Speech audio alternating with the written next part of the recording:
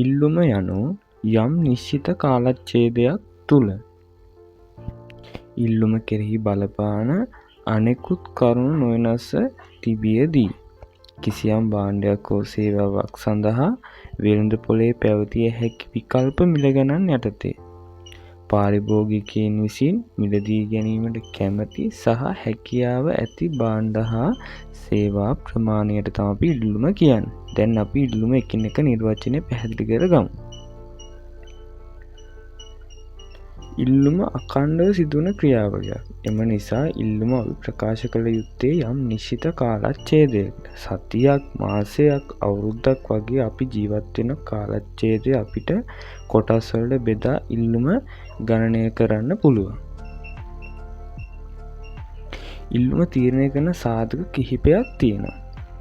සලකා බලන භාණ්ඩයේ මිල, පාරිභෝගික ආදායම, සම්බන්ධිත භාණ්ඩවල මිල ගණන්, අනාගත අපේක්ෂා, ගැනුම්කරුවන් සංඛ්‍යාව, පාරිභෝගික අපේක්ෂා වෙනත් සාධක. අපි කතා කරපු ඉල්ලුම තීරණය කරන සාධක අතරින් සලකා බලන භාණ්ඩයේ මිල හැර අනෙකුත් සියලුම සාධක වෙනස් වුවහොත් ඉල්ලුම වෙනස් වේ යයි ආර්ථික විද්‍යාවේදී උපකල්පනය කරනවා. සලකා බලන භාණ්ඩයේ මිල වෙනස් වීම ඉල්ලුමට බල නොපාන අතර ඉල්ලුම් කරන ප්‍රමාණය අඩු වැඩි වීමට බලපායි. අපි ඉදිරියේදී ඉල්ලුම් තීරණය කරන සාධක සහ ඉල්ලුම හා ඉල්ලුම් ප්‍රමාණය වෙනස් වීම කියන කොටස් පැහැදිලිව සාකච්ඡා කරනවා. දැනට ඔයා මතක තියාගත යුතු කරුණ වන්නේ ඉල්ලුම ගණනය කිරීමේදී මිල හැර අනෙකුත් සාධක ස්ථාවරව පවතින බවයි.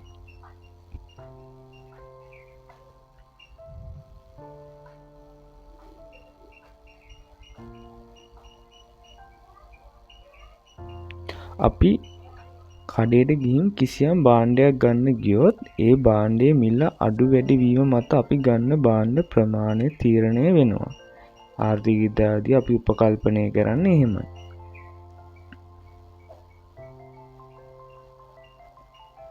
කඩේට යම්කිසි නිශ්චිත මිලක් තමා පවතින්නේ. ඒ මිල වෙනස් වීම මත පාරිභෝගිකයා ගන්න භාණ්ඩ ප්‍රමාණය වෙනස් වෙනවා කියලා තමා වෙළඳපොලේ පැවතිය හැකි විකල්ප මිල ගණන් යටතේ යන්නේ අදහස් වෙන්නේ. නැත්තම් කිසියම් භාණ්ඩයක් සඳහා වෙළඳපොලේ එක මිල ගණන් වල භාණ්ඩ අලෙවි කරනවා කියලා නෙමෙයි.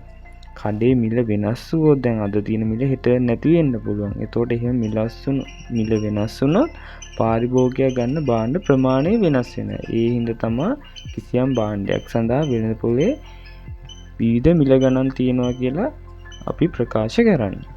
ඉල්ලුම ඇති වෙන්නේ ඊළඟ බලපාන ප්‍රධානම සාධක තුනක් පවතිනවා. මේ සාධක එකක් හෝ ඉටු නොවන්නේ නම් ඉල්ලුම කියන කාරණය හට නොගනී.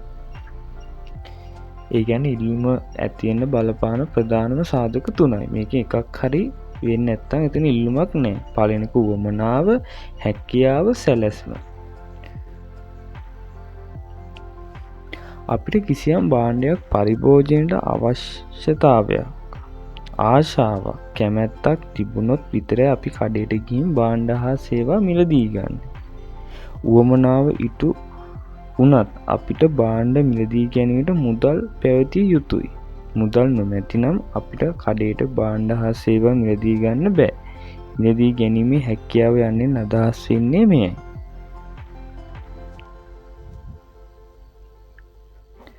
උවමනාවයි මිලදී ගැනීමේ හැකියාවයි ඉටු වුණාට පස්සේ අපි කඩේට භාණ්ඩ හා සේවා මිලදී ගන්න කලින් සැලැස්මක් ඇතුව වෙළඳපොළට යන්න ඕනේ.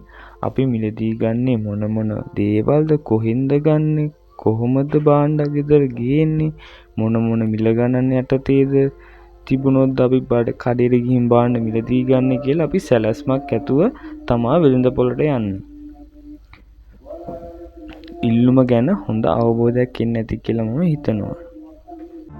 හරි, දැන් අපි ඉල්ලුම ගැන සාකච්ඡා කරා. දැන් අපි බලමු කොහොමද ඒවා ආය ඉල්ලුම කියන සංකල්පයට ගොඩ නැගෙන්නේ කියලා.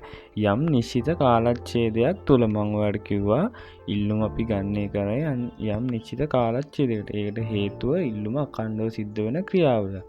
ඒ හින්දා අපි ඒක ප්‍රකාශ කළ යුත්තේ යම් නිශ්චිත කාලච්ඡේදයකට.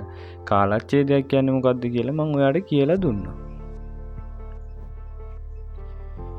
ඉල්ලුම කෙරෙහි බලපාන අනෙකුත් කරුණු නොවෙනස්ව තිබියදී.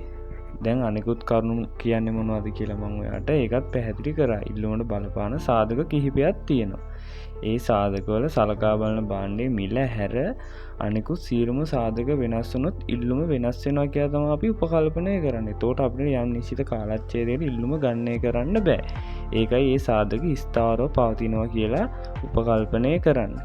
භාණ්ඩයේ මිල වෙනස් වීම ඉල්ලුමට බලපාන්නේ නැති නිසා තමයි අපි ඒක විතරක් සලකා බලන භාණ්ඩයේ මිල විතරක් වෙනස් වෙනවා කියලා සලකන්නේ. කිසියම් භාණ්ඩයක් හෝ සේවාවක් සඳහා වෙළඳපොලේ පැවතිය හැකි විකල්ප මිල ගණන් යටතේ අදහස් වන්නේ අපි කඩේ විවිධ මිල ගණන් යටතේ භාණ්ඩ තියෙනවා කියලා නෙමෙයි. අපි ඉල්ලුම කියන්නේ පාරිභෝගිකයා කඩේට ගිහිල්ලා ගෙදර ගේන භාණ්ඩ ප්‍රමාණය නෙමෙයි. පාරිභෝගිකයා මිලදී ගැනීමට කැමති හා මිලදී ගැනීම සූදානම් ප්‍රමාණයන් වල එකතුවට. එතකොට පාරිභෝගිකයා විවිධ මිල ගණන් යටතේ කඩේට ගිහිල්ලා භාණ්ඩ ගෙදර ගේන්න කැමති. ඒඳ ඒ ඔක්කොගේම එකතුව තමයි අපි ඉල්ලුම කියලා ආර්ථික විද්‍යාවේදී සලකන්නේ. පාරිභෝගිකයන් විසින් මිලදී ගැනීමට කැමති හා හැකියාව ඇති භාණ්ඩ හා සේවා ප්‍රමාණය.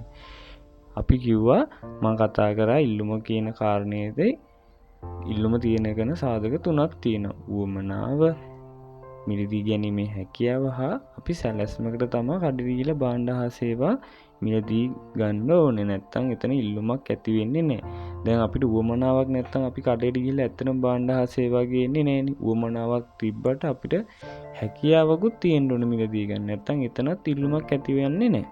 හරිද? අපි අනික සැලැස්මකට අනුව තමයි කඩේට ගිහිල්ලා භාණ්ඩ හා සේවා මිලදී ගන්නේ.